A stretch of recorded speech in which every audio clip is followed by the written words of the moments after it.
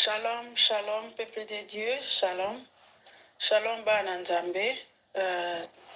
Nzambe na lola za na bino. Nzambe na lola batela bino. Batela mape mabota na bino. Vraiment, ngai ndeko na bino komona ngai Sœur Patricia. Vraiment naza na message oyo Nzambe apesi ngai pona basali na eza vraiment urgent. Et Nzambe mon nzela ya molimo mosantu na ye permettre ngai na salela bino message o na salela basali na ye message oyo na nzela ya YouTube ya mama na biso mama Adeline. Pona avant na passer message nanga ana Nzambe toko bondela pona molimo mosantu azwa contrôle na message oyo to bondela. Nzambe tata mozalisa likolo pe na se. Nzambe na pesi yo merci po toza Nzambe malamu kolo kumisa masanjola manitola manayo. Merci po na pema na bomo. Merci nkolo po te yonde o permettre que ngai ya yo mosali na leka pona koloba pona par na yo. Nzambe na bomo merci nkolo na ngai. Seigneur biso yo basumuki tango nyonso toza kosumuka na balolenge bele. Nzambe yoka biso mawa elimbisa biso pe bandeko nyonso bazolanda biso mawa na yo mosantu na lola ezali ko na biso. Nzambe na bomo Nzambe na lola tikate loboko no yangu ya ezala likolo na biso na mama oyo. Nzambe tikate monoko ezala ya ngai kasi maloba oyo ekobima kati nanga ezala nde ya yo Yesu Masiya. Ete ona koloba ekozala ekopambola moko na moko ekoedifier moko na moko ete Nzambe na lola na ngolu na yo Yesu Masiya tokoyaka toujours pona ko pesa peuple na yo oyo yozo pesa biso ezo te pa na yo nkolo na tiki message oyo pe mama oyo na se ya puissance ya nguya na yo ya molimo mosantu na yo tikete loboko na yo Nzambe tata ezali kolo na biso pe moko na moko Nzambe pambola moko na moko pambola bandeko nyonso kolo na ngai batela pe moko na moko Seigneur. Tikete nkembo lokumu pe masanjoli ezongela yo par le nom de tout puissant qui est notre sauveur Seigneur Jésus-Christ de Nazareth na bonde libongo na kondima pe na le bibongo gloire et louange à toi Seigneur Jésus-Christ de Nazareth amen. Bana Nzambe naza na message moko na yeko pesa eza pona basali na Nzambe. Message eza pona basali na Nzambe mais na lingaki avant na passer message totanga na mokanda ya Jean chapitre 3 verset 3. Bandeko moto na moto azala na oya ye Bible pototanga na Jean chapitre 3 verset 3. Natangi na kombo na Yesu Masiya. Jésus lui répondit, en vérité, je l'ai dit, à moins de naître de nouveau, personne ne peut voir le royaume de Dieu. Et après na 5 totanga susu na 5 na chapitre 5 kaka na même mokanda ya Jean chapitre 3 tokepe na verset 5. Jésus répondit, en vérité, je l'ai dit, à moins de naître d'eau et d'esprit, on ne peut entrer dans le royaume de Dieu. Donc, bandeko, nous avons talaka français pour natanga trop Bible et anglais. Mais ce qui est réalisé de corriger par la grâce de Dieu, Nzamba opambolayo. Donc c'est ça. Awa message na zanango ezapo na basali na Nzambe. Nzamba yebisinga na butu na lelo et que na loba na basali na ye. Ba stopper na nanu na ba mateya o bazote ya katango nyonso kaka ba bénédiction ba mapamboli ba mabala ba voyage ba bénédiction miracle bénédiction mapamboli miracle ba voyage. Vraiment le temps est vraiment mauvais. Toza na batan ya mabe batan eza tellement mabe oyoke Nzambe azana besoin ya pato ba se repentir repentance sincère. Donc Nzamba zo senga na basali na yeboy ki ba banda côté ya ba stopper côté sur la repentance sur le royaume de Dieu. Donc yango moni Nzamba zo na mukanda na Jean chapitre 3 lobiki. Donc il faut muto abota mayasika nde akomona bokonzi na likolo. Donc basali na Nzambe ba stoppa côté ya sur la repentance. Et comment muto kozala béni étant que muto azotambola na mabe. Comment muto kozala béni étant que muto azana na vie ya péché. Comment yozo ko bénir bato mabala tout ça mais muto azotambola na vie ya péché, na vie ya débauche, na vie ya kotonga, na vie ya mafinga, na vie ya macholi, na vie ya koyina, muto azotambola na vie ya kokende ko consulter toujours ba fétiche, ba nganga, muto aza toujours na vie ya ko kende ko consulter ba marabout, osomona. Donc eza lokola Nzambe azoloba ke na sena moyi oyo bato na se ya bato Nzambe azobenga biso ba péché Nzambe azobenga bango ba adultère. Donc eza lokola Yesu Masiya aza mobali na biso. Et il faut aya kozwa mwasi na ye. Il faut ya kozwa église et akoya kozwa banani. Et tant que église et ça nous prête. Comment moi si oyo aza moi si ya libala mais aza dans na vie ya bondumba aza dans na vie ya adultère moi si ya na libala mais aza dans na botosi mobali na yete moi si ya libala aza ko se rebeller contre mobali na ye oyo eza Jésus-Christ de Nazareth. Donc bana na nzambe baza na besoin ya repentance sincère basali na nzambe basali na nzambe message eza vraiment pour na bino basali na nzambe mususu bakomi kolobake mate ya ba repentance le repentance le kuna repentance et batu bazoko ezoko sala ke batu bazo baye batu balembi bayoka ko mingi kozonga na Yesu kozonga ya Yesu babanda koyoka ngo kala et bayebi na bango pe déjà donc ça ngolo ko suya sikate bayebi ngo ka Yesu akoya et non nzambe azana besoin il faut continuer nango ata pona une semaine yo continuer ko teya sur la repentance continuer ata 2 semaines ata 3 ata kaka teya kaka yango et sans problème té donc nzambe ye moko nanzela molimo mosantu na ye azana bato ye akotoucher o ba kozala toucher nanzela molimo mosantu na nzambe ba ko se repentir parce que nzambe yalobi chaque jour bato bazo kufa na vie ya péché chaque jour bato bazo kufa mabe chaque jour bato bazo kufa na botosi nzambe te chaque jour nzambe azana pasi omoni ko kufa ya moto ya kufi na bonzambe za kisengo na lola mais moto azo kufa na vie ya péché za la kamawa na lola mais ça ne pas ya diable mon satana azana tango nyonso jour et nuit aza ko préparer pour détruire église ya nzambe pour détruire peuple de Dieu pour détruire bana na nzambe et comment bino ba basali na nzambe pour vanda wana bote kaka c'est bénédiction la bénédiction mariage voyage bénédiction miracle bénédiction voyage miracle mais c'est pas vraiment ça tu voyez bien totanga na mokanda ya Marc totanga so bandeko bana nzambe na mukanda ya na Marc chapitre 8 mukanda ya Marc mukanda Marc chapitre 8 mukanda na Marc chapitre 8 verset 36 totanga na 36 verset 36 et que Marc et que servira-t-il ne nouvelle la non voilà nous avons mis ça faut comprendre exactement donc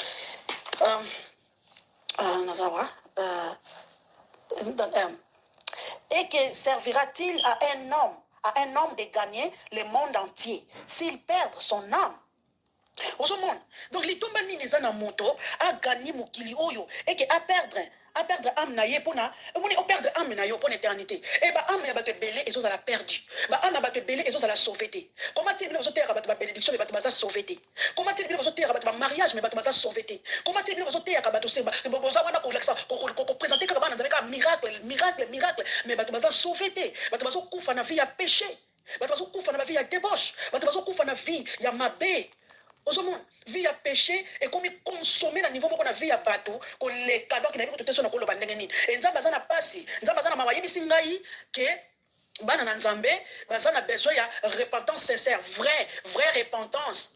Et bino basali Nzambe, bokte ya kana nubana Nzambe c'est bokondi ya likolo. Bote ya bango ke bokondi ya likolo. Osomon bino moko boyebi yango pe bien Nzamba beke bino moko pe boyebi yango. Et komami que chercher d'abord le royaume des cieux, le royaume de Dieu et sa justice. Et oh, nous se tikali. Et quoi yako bakisela manango biso le kola matabi c'est manango yako landaka nango biso. Yango moko. Et bon là bo présenter bana Nzambe le royaume, bo présenter bango royaume des cieux, bo présenter bango bo kontinent Nzambe, bo yebisa bana Nzambe. On na so ba pona basali na Nzambe, na so ba pona bino que Jésus-Christ revient bientôt. Nzamba zozonga bino bo continuer, bo stopper te, bo continuer ko beta sete na repentance, bo continuer côté à la repentance, bo stopper te. Et Nzamba zo mona ezana ebele basali na ye, ba stopper côté sur la repentance. Bo sote ya trop ba mapamboli, trop ba beldo, ba mateya oyo ya kokuanza matoi ya kokuanza matoi ya peuple de Dieu.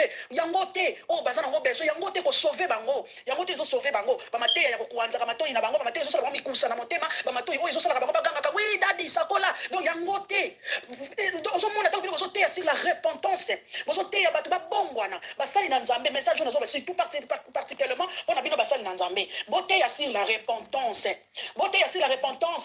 donc déjà to bango na anglais eza boring te bino botika ko mona ngo boring eza boring te eza pona bana na Nzambe bazala sauver parce que bana na Nzambe ebele bana ebele bato ebele bazokufa na vie ya péché et chaque jour bato bazokufa na vie ya péché kati na masumu boteya bato la repentance bolakisa boprésente bato bokonzi ya likolo boprésente bato Jésus-Christ de Nazareth le roi des rois azozonga le lion de la tribu de Juda azozonga kala te boprésente bana na Nzambe bokonzi ya likolo ekomi pene bokonzi ya tata ya papa Nzambe ya Jésus-Christ ya mokonzi ya mokili oyo bokonzi na ye ekomi pene azozonga kala te. Vous présentez bana Nzambe, beaucoup de likolo, vous dites que la matière n'a bien autant on est béni. Oui, la bénédiction c'est pas mauvais. Et ça m'a bêté. Faut pas toi ça peut béni, pas toi pas oui miracle, on a et ça pour accompagner. Oui, il y a un peu ça peut malade oui, mais comment vous t'as miracle t'as ça sauvé. Automatiquement vous t'as oui à cause de miracle. Au sambeli pour na mutosali ba miracle tout ça mutazu lobiko, ba moni en tout cas OK, oui, Nzambe ça le miracle. Mais mutasa sauvé. Comment il faut que ça les mamans mutasa sauvé. Oui, mon côté à mutosimdo. Oui, azwa libala, mariage oui, azwa libala. Abali c'est pas mauvais, c'est bien. Et ça m'a l'âme paix, ça m'a bêté. Mais oui, mutasa libala et après amnaye, est-ce que ça sauvé? C'est ça le problème. Oui, côté à mutosimba voyage, oui, au tayi mutoué, oui, ça m'a bêté, pas de problème. Azwa voyage. Mais et après, est-ce que mutasa sauvé? C'est ça. Problème yanzambe pour ne pas inabino basali nanzambe, basali na ye. Problème yanzambe pas nabino ezake, bozo ko présenter ba tout trop ba miracle et ba bozo la sauvé. Bozo ko présenter ba tout trop ba bénédiction. Mais bato ça la sauveté. À quoi sert il y a qu'on gagner au kilioyo et que nous avons perdu âme naïe à perdre âme naïe pour l'éternité. Vraiment, nous avons besoin de bato la sauver. Plus besoin de Nzambe plus et ça que bato la sauver. Bato gagner la vie éternelle. C'est ça vraiment pour ça Nzambe. Ba ça Nzambe, pardon. Bon lukabo mateya bon meka ko bongisa mateya. La repentance est ko katate. Bon ko katate côté sur la repentance. Bon continuer ba papa na biso. Donc, message ça pour Nabino, Bassali Nanzambe. Bon, continuez côté sur la repentance. Sur la repentance, vous pouvez stopper en côté. En tout cas, une semaine, vous n'avez pas de problème. C'est bien vraiment. Attends 2 semaines, 3, en tout cas, et coco katate. Et coco katate. Maté, on est à repentance. Et coco katate. Boté ya bana Nanzambe sur la repentance. Le monde va mal. Batou bazo beba penza makasi. Batou bazo koufa na vie ya péché. Trop. Batou bazo koufa na vie ya péché. Muna nenga mkiete.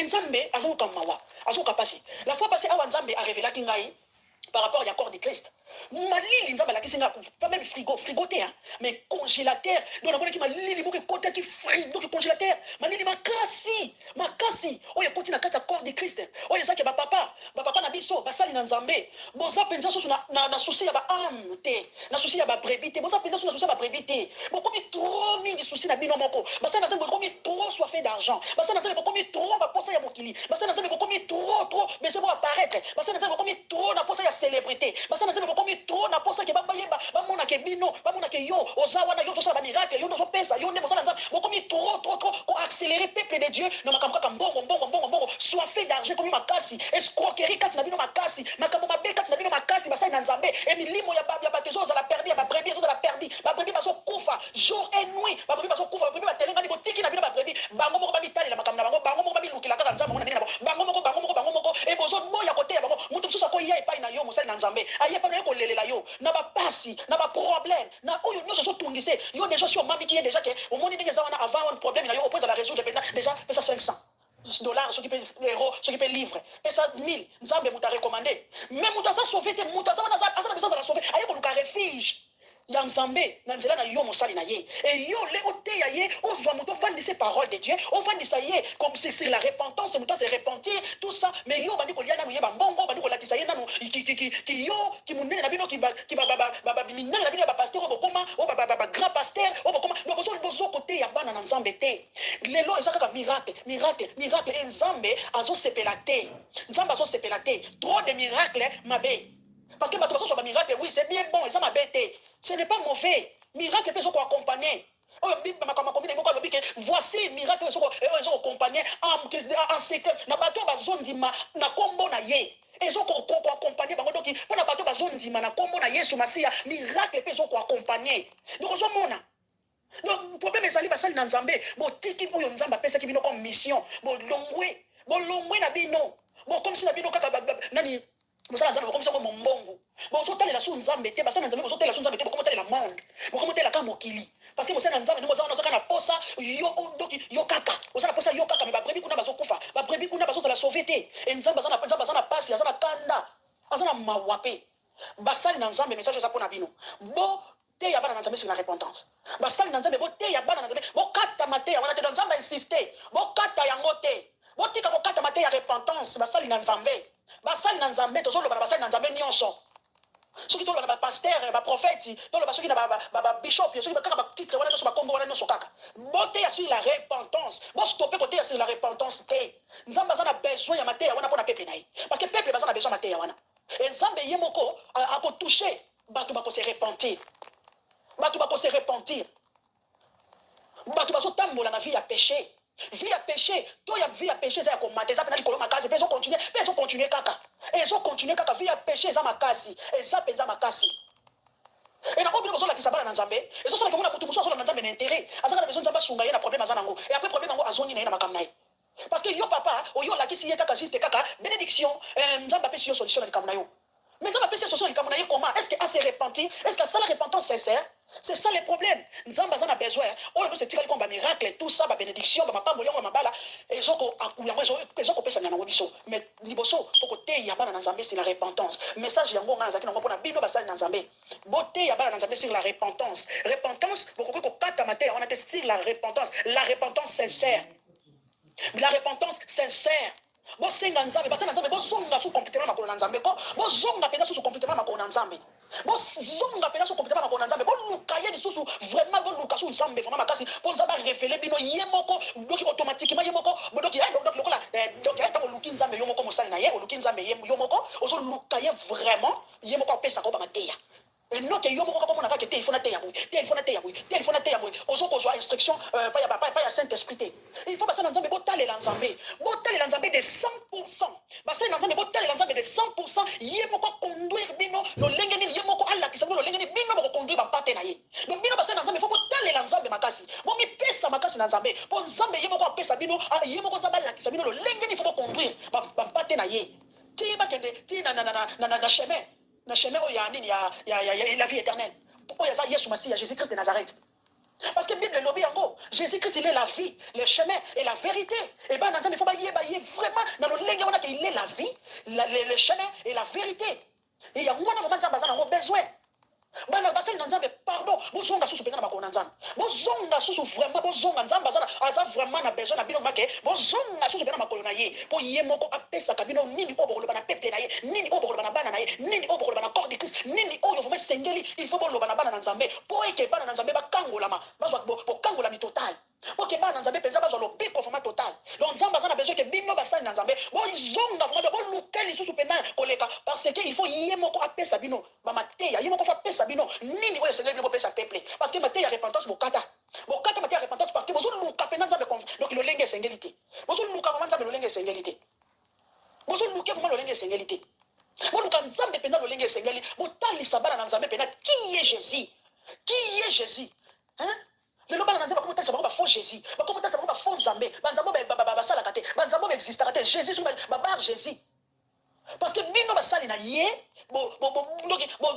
bozosala mpenza te oyo vraiment lolenge esengeli ndenge nzambe atinda bino bosala boluka nzambe mpe na ngai mpe nayebisi bino nga mwana na bino nga ndeko na bino nga ser na bino nayebisi bino ke boluka vraiment nzambe alingi ma boluka ye aya boluka ye mpe na po ye moko bokontinue kotalela ye bokontinue kotalela nzambe il faut mateya na bino ekutaka direct epai ya saint esprit il faut ekutaka direct na ye moko nzambe tata ekutaka direct epai ya nzambe oyo abenga bino donc mateya na bino efo ekutaka direct epai ya nzambe oyo apona bino direct epai ya nzambe apesa bino mosala wana bosalaka fo ekutaka direct epai na ye po ke bino bopesa peuple na ye il faut bolinga po bozala conduire vraiment na saint esprit na molimo na ye po ete oyo bino yakobana kopesa bino bozopesa peuple na ye bomona lolenge changement ekokota makasi même na kati ya baministère na bino il faut boluka vraiment bozonga boluka vraiment nzambe boluka nzambe pena po même ata lingomba oyo ye apesa yo lingomba na ye oyo apesa yo kambaka lolenge nini te oyo ozoluka ye vraiment ye moko abana kotalisa yo ye moko abana kolakisa yo lolenge nini otambusa lingomba wana lolenge nini otambusa peuple wana vraiment message nazalaki yango wana mpona kopesa mpona basali na ye vraiment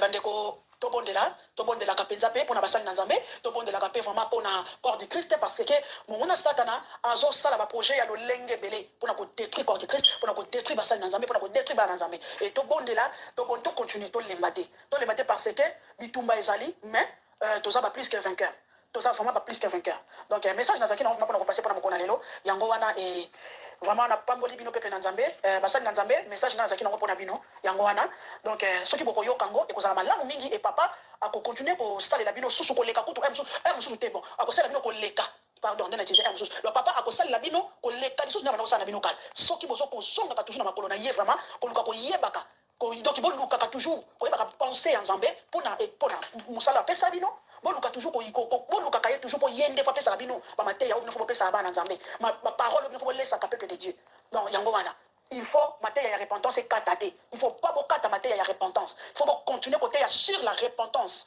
naye koloba mpo na ngam naye koloba awa teke nga moko naye na milobila jamais to nalobela naye mpo nzambe nde mutatindi nga nalobi mpo te nzambe mutatindi nga nayebisa bino nzambe moto yebisa alobeli ngai mpo ngai napesa bino naza juste molobeli juste instrument oyo nzambe autilize mpo nga napase message na ye epai na bino parce que awa nzambe azo utilize nga naza comme Ezekiel donc soki nalobi te e soki mabe ye naboyi bamakila ya bato to makila na bino to ya pepe de Dieu eza na mutu nanga yango wana ngai to makila ya bino basali na ye eza na mutu nanga po te nzambe tanga kokoma kosilika na ye akoma kosilika parce que nzambe akosepela pete amona kaka bana na ye bazokokufa kufa na vie ya péché bazokokufa kufa na vie ya péché mais eza pembeni na basali na ye baza wana parce que bino basali na ye boboyi koteya sur la repentance boboyi koteya sur la repentance mais bana bazokufa sans sauver bamilingo bato ezokende baza sauver te bazokende baza sauver te eza pasi eza vraiment pasi donc merci bana nzambe na suki wana oyo nga nazalaki nango ya kopesa comme message yango wana mpona moko na lelo vraiment merci nzambe apambola moko na moko merci beaucoup bye